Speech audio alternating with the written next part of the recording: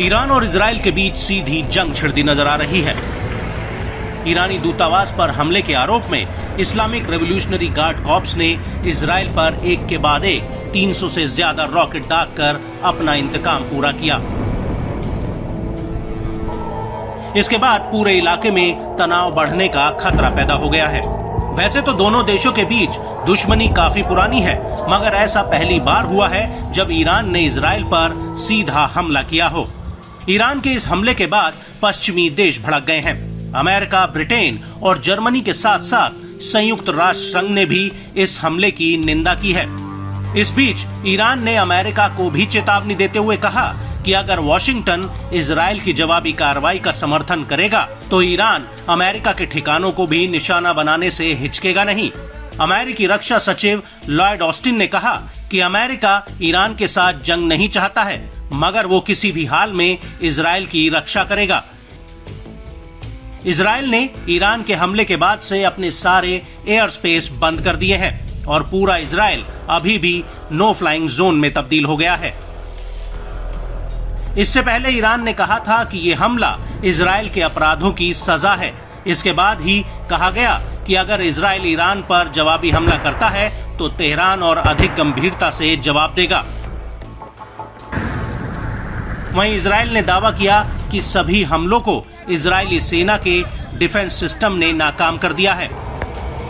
IDF के मुताबिक Iran ने 300 मिसाइलें दागी, इसमें से 99% को इजराइल ने पहले ही ढेर कर दिया।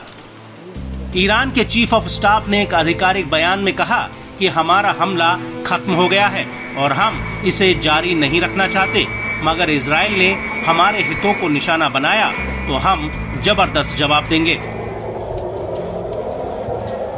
ईरान के हमले के बाद संयुक्त राष्ट्र सुरक्षा परिषद ने बैठक भी बुलाई है। यूएन में ईरान के स्थायी मिशन ने संयुक्त राष्ट्र सुरक्षा परिषद को बताया कि ईरान ने संयुक्त राष्ट्र चार्टर के आर्टिकल 51 के तहत आत्मरक्षा के अधिकार के तहत ये कार्रवाई की है, जो इजरायली सैन्य आक्रमण के जवाब में है। खासकर 1 अप्रैल को सीरिया के दमिश्क में ईरानी राजनयिक परिसरों पर इजराइल के हमले की प्रतिक्रिया में है। वहीं संयुक्त राष्ट्र के महासचिव एंटोनियो गुटेरेस ने ईरान के हमले की निंदा की है। उन्होंने कहा कि इस्लामिक गणराज्य ईरान द्वारा इजराइल पर बड़े पैमाने पर किए गए हमलों की वजह से तनाव में गंभीर बढ़ोतरी की मैं निंदा करता हूं। मैं शत्रुता को तत्काल समाप्त करने का आह्वान करता हूं। मैंने बार बार इस बात पर जोर दिया है कि ना तो क्षेत्र और न ही दुनिया एक और युद्ध को बर्दाश्त कर सकती है। बताया गया कि हमले मुख्य रूप से यरूशलेम, दक्षिण में नेगेव रेगिस्तान और डेड सी, उत्तर में इजरायली कब्जे वाले गोलन हाइट्स और साथ ही कब्जे वाले वेस्ट बैंक में किए गए।